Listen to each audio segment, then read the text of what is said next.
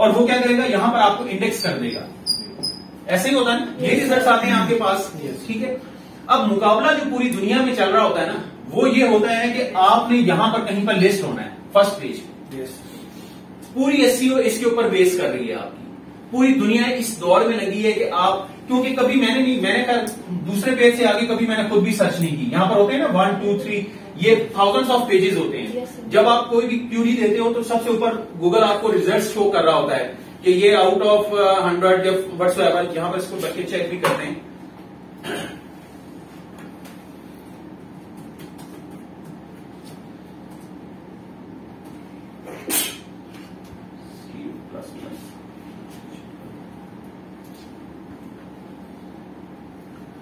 अब ये देखो, यहां सबसे ऊपर टॉप पर आपको बता रहा है अबाउट 34,400 रिजल्ट्स हैं।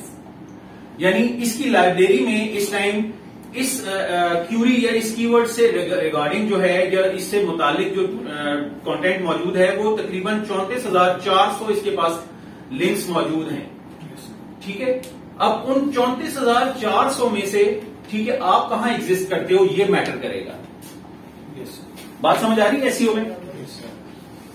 34,400 तो मैं डायरेक्ट ढूंढ नहीं सकता ना, ठीक है। या मैं उसको अगर दूसरे से तीसरे पेज पर भी होगा तो मेरी विजिबिलिटी का कोई फायदा नहीं है। एसईओ का मुझे कोई 1% भी फायदा नहीं है। अब सबसे ज्यादा जरूरी जो चीज है वो ये कि जो मैंने लिखा है ना, बुक्स अबाउट C++, ये मेरा रैंक कीवर्ड होना चाहिए। ये मुझे पता होना चाहिए कि मैंने अपनी जो बुक्स हैं वो इस शेल्फ में अगर रखवाई हैं तो इसके ऊपर लेबल क्या लगा हुआ है, ठीक है। मैं जो मेरी जो प्रोडक्ट है वो है बुक्स अबाउट C++, और मैं वहां पर अगर अपनी साइट पर यहां पर टाइटल लगा रहा हूं बुक्स अबाउट जावा, ठीक है, तो ये रैंक होनी चाहिए, ठीक है। ये कभी भी रैंक नहीं होगी, ठीक है। वो उसको उठा के जावा की कैटेगरी में फेंक देगा।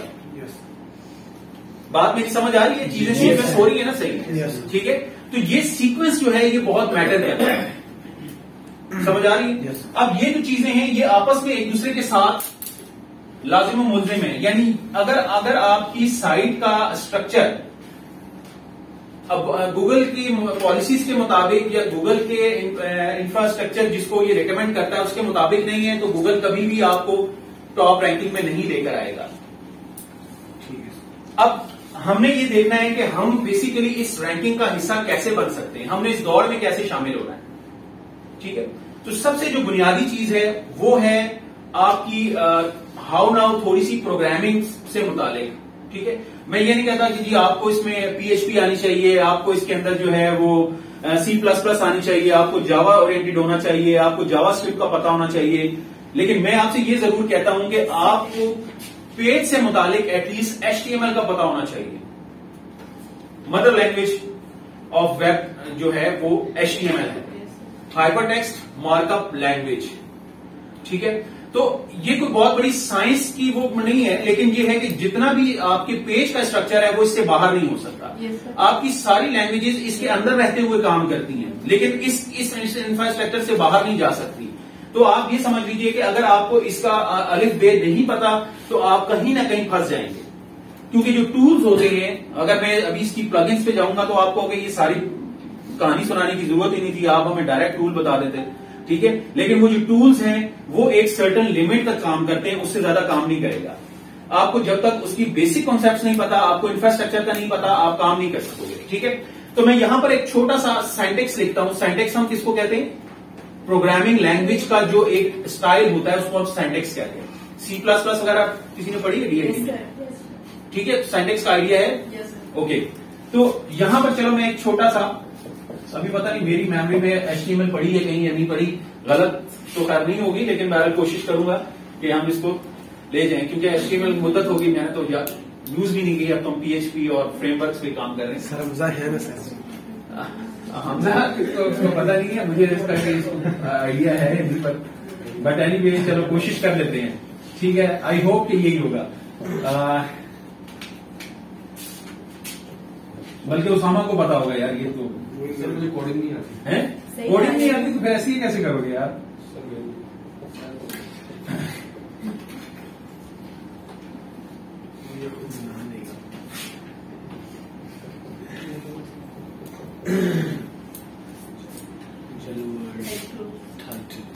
क्लोज,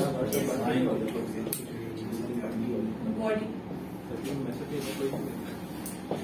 किसी को बता रहा है। हेडिंग पैराग्राफ, अब क्या हेडिंग पैराग्राफ, हेडिंग पैराग्राफ ज्यादा अच्छी हो जाएगा। तो वो थोड़ा सा बीच में आ जाए।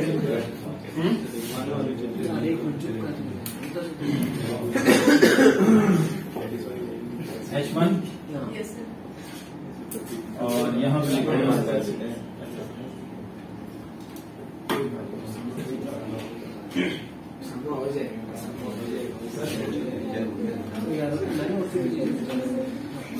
बॉडी क्लॉज और हेड क्लॉज, HTML क्लॉज। बस सर जी जो हमें समझ भी आ जाए वो पढ़ाए सर। ये भी समझ आएगा, बेसिक है सर। समझ ना आया तो पैसे वापस, ठीक है। ऑफर से अच्छी नहीं हो सकती। जिसको समझ आए और उसके बाद भी वो कहे कि पैसे वापस, तो फिर उसमें जुर्माना है। अच्छा, ये बेसिक आ गया आपका, ठीक है।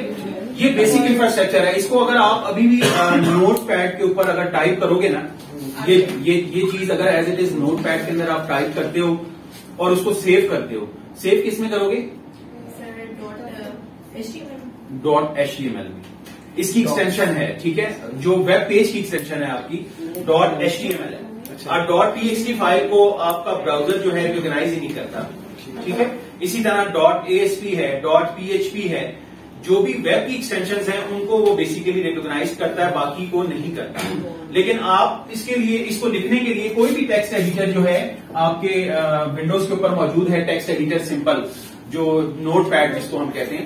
तो नोट पैड पर अगर आप ये लिखोगे HTML हेड टाइटल और फिर हेड क्लोज, ठीक है, बॉडी और फिर उसके बाद बॉडी क्लोज और देन HTML क्लोज, ये इसका बेसिक इंफ्रास्ट्रक्चर है। इसके अंदर रहते हुए हमने सारे का सारा अपना पेज कंपाइल भी करना है और इसी के अंदर हमारे SEO टैग्स भी एडजस्ट होते हैं, ठीक है। अच्छा, हेड सेक्शन जो है ये वाला, ये कहां पर विजिबल होता है? ये इसकी बेसिकली इसका रेफरेंस है आपके पेज और ब्राउजर के साथ। मैं इसलिए आपको ये बता रहा हूं, अदरवाइज हो सकता है मैं स्किप भी कर देता, ठीक है। हेलो वर्ल्ड जो मैंने लिखा है ये कहां पर आपको शो ऑन होगा? जब हमारा वो सर्वर बन जाता है सर, थीम नहीं वर्डप्रेस नहीं है ये। मैं सिंपल वर्डप्रेस से तो अभी मैंने आए, मैं सिंपल पेज की बात कर रहा हूं। अभी सिर्फ मैंने एक पेज बनाया, जो आपका ब्राउजर है, ये जो है ये जो DIT पर है सर, इसको कहते हैं टाइटल। अच्छा सर, समझ आ रही है बात? ये जो मैंने हेड में टाइटल लिखा है ना, हेलो वर्ल्ड, यस ये आपका ये विजिबल हो रहा है, ये वाला जो, इसको कहते हैं टाइटल, ठीक है सर। जो ऊपर आपके पेज के हवाले से। बल्कि इसमें मैं चलो एक पेज ओपन भी करता हूं, यहां पर इस पेज को ओपन करते हैं। आप ये देखो, यहां पर आपको टाइटल नजर आ रहा है, 15 बेसिक प्लस, ठीक है। ये जो है ये बेसिकली हेड के अंदर आपने लगाया हुआ है। ये जो पोर्शन है इसको क्या कहते हैं? ये जो कंटेंट है, हेडिंग, बॉडी, ये बॉडी है, ठीक है। ये बेसिकली इसके अपने अंदर रहते हुए फिर आप मुख्तलिफ टैग्स को इस्तेमाल कर सकते हो, ठीक है। इसके अंदर टेबल्स भी बन जाते हैं, इसके अंदर आपकी जो इंडेक्सिंग होती है वो भी हो सकती है, बुलेट्स वगैरह सारा आप यूज कर सकते हो, इमेज आ सकता है, फ्रेम्स आ सकते हैं, जितने ऑप्शन है मैक्सिमम आप सारे के सारे वो 1 by 1 यहां पर एप्लीकेबल हो सकते हैं, ठीक है। तो यहां से अगर मैं इसकी आपको कोडिंग दिखाऊं, व्यू पेज सोर्स,